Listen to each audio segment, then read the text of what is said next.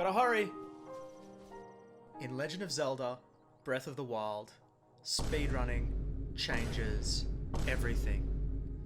I intend to change the way that you perceive Breath of the Wild and the way that you feel about this guy. What a jerk. You know Breath of the Wild is an amazing game. I could go on for ages about how great it is to play. The perfectly crafted open world and free gameplay, how somehow Nintendo did it again by breaking the mold and creating a near perfect game. But something this game has done, purely by accident, is show us how speedrunning can completely change a story.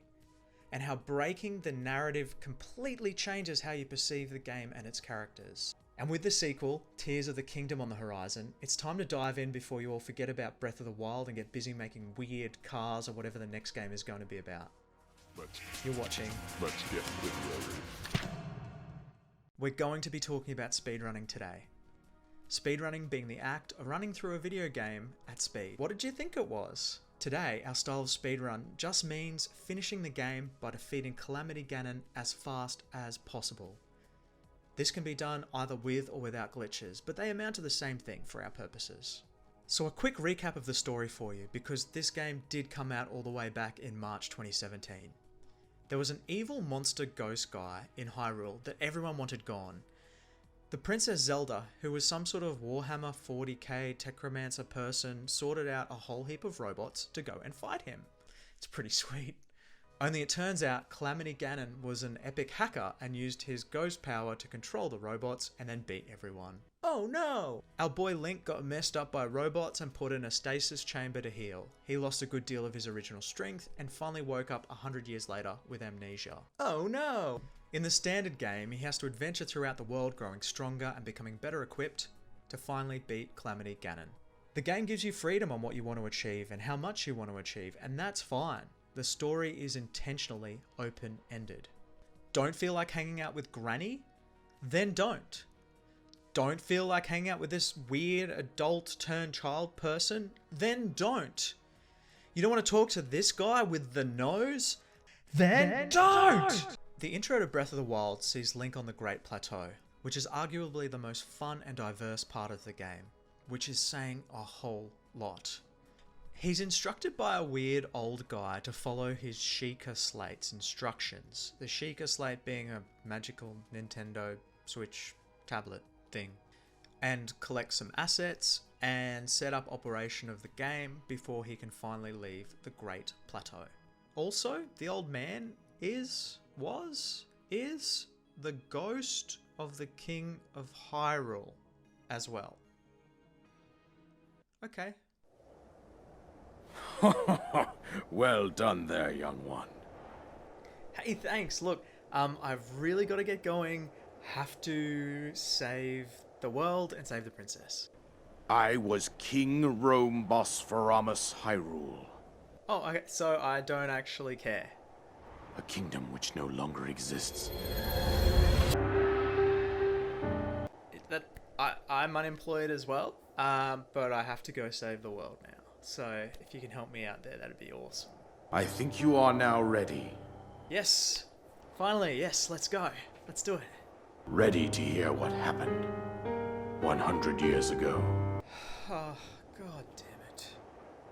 There's a number of important chores that you have to do before the king will gift you the paraglider and you can finally leave the plateau. You have to activate the towers, you have to climb up and down the tower, and you have to trek across the whole plateau, plunging into 4 different shrines, retrieving the treasure at the end of each of their puzzle rooms. Look, it's a great setup for a new or a casual player. It is a bit tedious for an experienced player.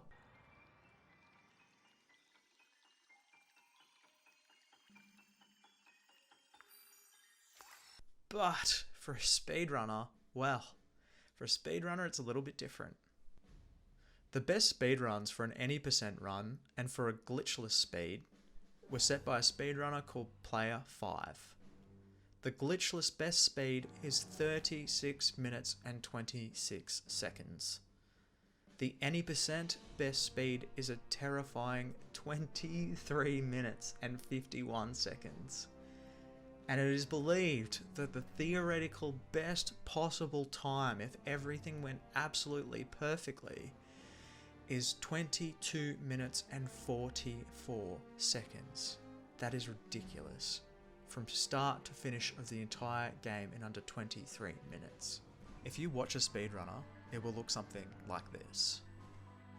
With the language set to French to get through the text boxes faster, Link pelts across the map with ludicrous precision. Then, like magic, he flips and flies around the plateau, completing the 4 shrines to appease the King of Hyrule. Then, finally free to leave the plateau, Link cuts down a tree, he uses stasis on it, then he surfs the flying log to a horse and rides directly to the castle.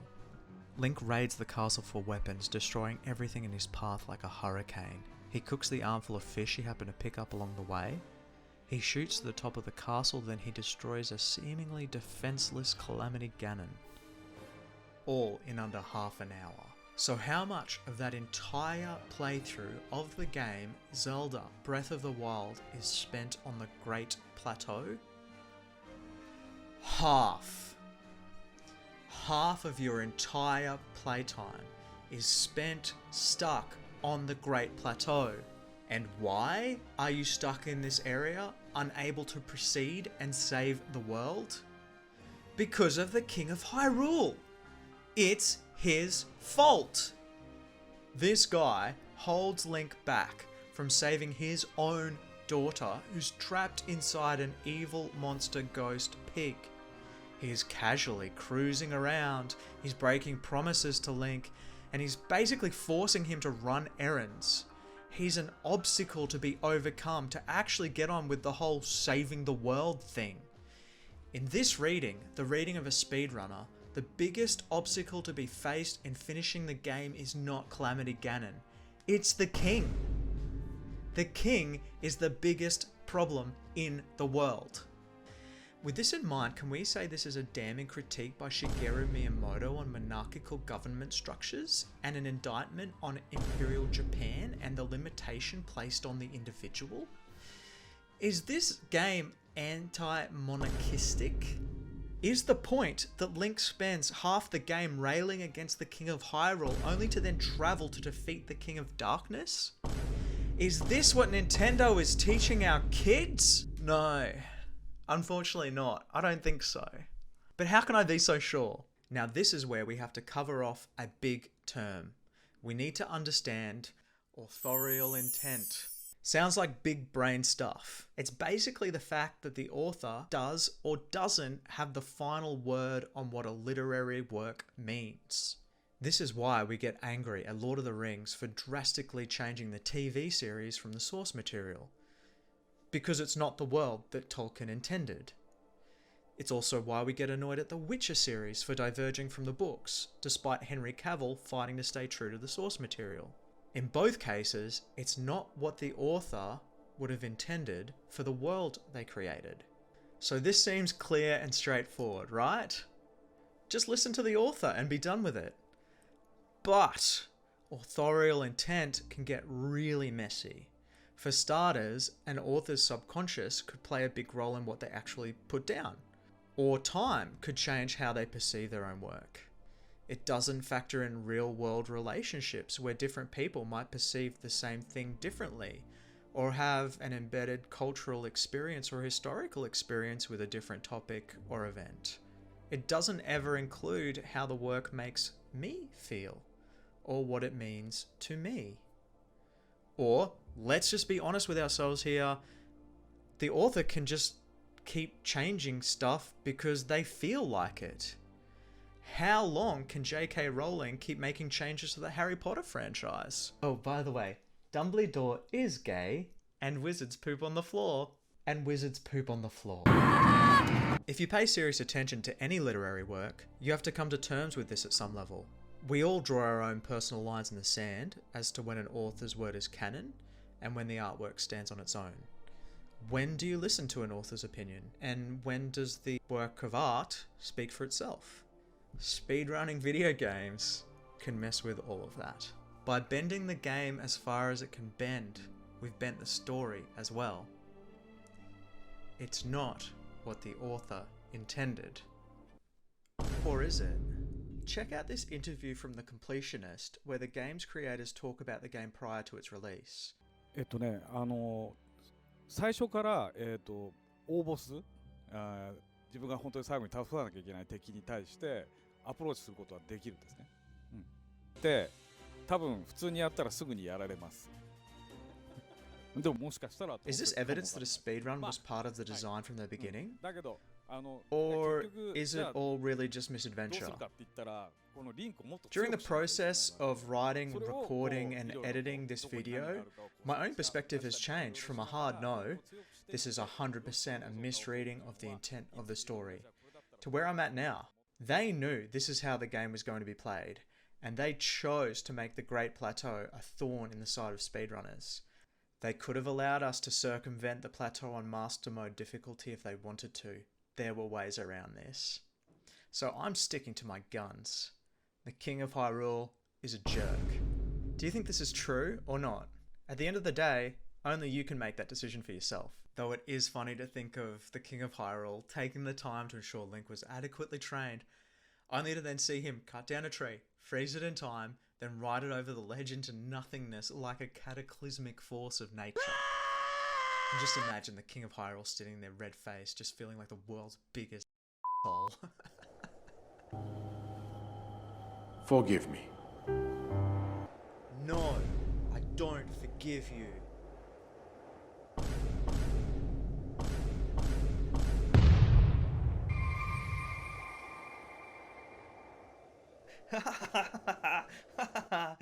And it is kind of sad to think of all those Sheikah monks who mummified themselves inside of shrines. Basically for nothing though. Probably my favourite thing about literary analysis is you can sit back and take this narrative view and read all these things into the story if you want.